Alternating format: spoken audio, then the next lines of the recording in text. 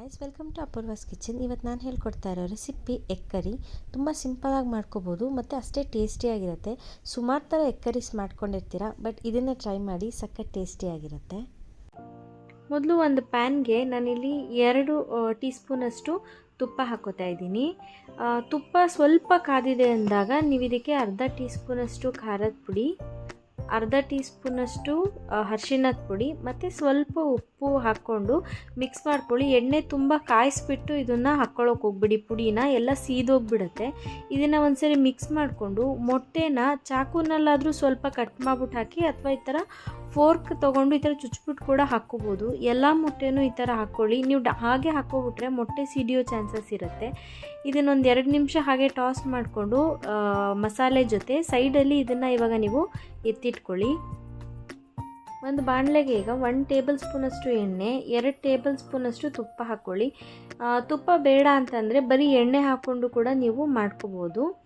ಸ್ವಲ್ಪ ಕಾದಿದೆ ಅನ್ನಿಸ್ದಾಗ ಅದಕ್ಕೆ 1 ಟೀ ಸ್ಪೂನಷ್ಟು ಜೀರಿಗೆ, ಪಲಾವ್ ಎಲೆ ನಾನು ಒಂದನ್ನು ಈ ಥರ ಕಟ್ ಮಾಡಿಬಿಟ್ಟು ತೊಗೊಂಡಿದ್ದೀನಿ, 2 ಇಂಚಷ್ಟು ಚಕ್ಕೆ ಮತ್ತು 2 ಏಲಕ್ಕಿನ ಹಾಕ್ಕೊಂಡಿದ್ದೀನಿ. ಇದಿಷ್ಟನ್ನು ಲೋ ಫ್ಲೇಮಲ್ಲಿ ಒಂದೇ 1 ನಿಮಿಷ ಬೇಯಿಸ್ಕೊಳ್ಳಿ. ನೆಕ್ಸ್ಟ್ ಇದಕ್ಕೆ ನಾನು 2 ಈರುಳ್ಳಿನ ಸಣ್ಣದಾಗಿ ಕಟ್ ಮಾಡಿ ತೊಗೊಂಡಿದ್ದೀನಿ. ಇದರಲ್ಲಿ ಎಷ್ಟು ಸಣ್ಣದಾಗತ್ತೆ ಅಷ್ಟು ಸಣ್ಣದಾಗಿ ಕಟ್ ಮಾಡಿ ತೊಗೊಳ್ಳಿ, ಗ್ರೇವಿಗೆ ಚೆನ್ನಾಗಿರುತ್ತೆ.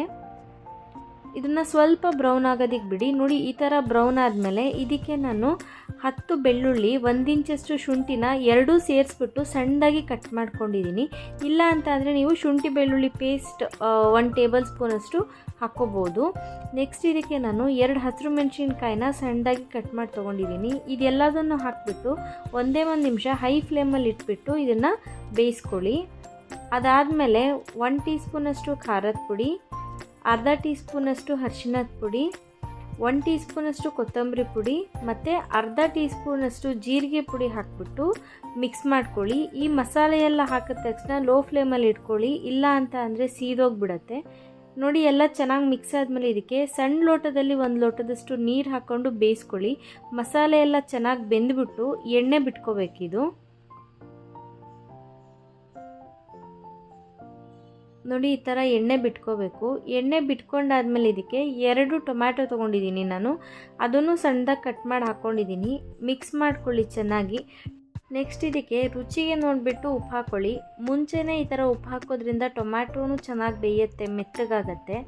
ಒಂದು 2 ನಿಮಿಷ ಇದನ್ನು ಚೆನ್ನಾಗಿ ಬೇಯಿಸ್ಕೊಂಡು ಇದಕ್ಕೆ ದೊಡ್ಡ ಲೋಟದಲ್ಲಿ 1 ಲೋಟ ನೀರು ಹಾಕ್ಕೊಂಡು ಲಿಡ್ನ ಕ್ಲೋಸ್ ಮಾಡಿಬಿಟ್ಟು ಲೋ ಫ್ಲೇಮಲ್ಲಿ ಇಟ್ಬಿಟ್ಟು ನೀವು ಇದನ್ನು 10 ನಿಮಿಷ ಬೇಯಿಸ್ಕೋಬೇಕು.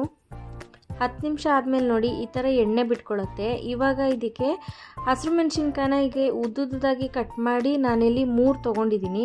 ಗರಂ ಮಸಾಲ 1 ಟೀ ಸ್ಪೂನಷ್ಟು ಮತ್ತು 1 ಟೀ ಸ್ಪೂನಷ್ಟು ಕಸೂರಿ ಮೇಥಿ, ಸ್ವಲ್ಪ ಕೊತ್ತಂಬರಿ ಸೊಪ್ಪು. ಫಸ್ಟಲ್ಲಿ ನಾವು ರೆಡಿ ಮಾಡ್ಕೊಂಡಿದ್ವಲ್ಲ ಮೊಟ್ಟೆ, ಅದನ್ನು ಇದರೊಳಗಡೆ ಹಾಕ್ಕೊಂಡು ಅದರಲ್ಲಿರೋ ತುಪ್ಪ ಮತ್ತು ಮಸಾಲೆ ಎಲ್ಲನೂ ಇದರೊಳಗಡೆ ನೀಟಾಗಿ ಹಾಕ್ಕೊಳ್ಳಿ, ಮಿಕ್ಸ್ ಮಾಡ್ಕೊಳ್ಳಿ. ಇವಾಗ ಲಿಡ್ನ ಕ್ಲೋಸ್ ಮಾಡಿಬಿಟ್ಟು ಮೀಡಿಯಮ್ ಫ್ಲೇಮಲ್ಲಿ ಇಟ್ಬಿಟ್ಟು 2 ನಿಮಿಷ ಕುದಿಸ್ಕೊಂಡ್ರೆ ಸಾಕು. 2 ನಿಮಿಷ ಆದಮೇಲೆ ನೋಡಿ, ಸಿಂಪಲಾಗಿ ಮಾಡೋ ಎಗ್ ಕರಿ ರೆಡಿ ಇದೆ. ಇದನ್ನು ಚಪಾತಿ ಜೊತೆ ಸರ್ವ್ ಮಾಡಿ, ತುಂಬ ಟೇಸ್ಟಿಯಾಗಿರುತ್ತೆ. ಇವತ್ತು ನಾನು ಮಾಡಿದ ರೆಸಿಪಿ ನಿಮಗೆಲ್ಲ ಇಷ್ಟ ಆಗಿದೆ ಅಂತ ಅಂದ್ಕೊಂಡಿದ್ದೀನಿ. ಇಷ್ಟ ಆಗಿರೋ ನನ್ನ ಚಾನಲ್ಗೆ ಸಬ್ಸ್ಕ್ರೈಬ್ ಆಗಿ, ಹಾಗೆ ಲೈಕ್ ಮತ್ತು ಕಮೆಂಟ್ ಮಾಡೋದನ್ನು ಮರಿಬೇಡಿ. Thank you for watching this video.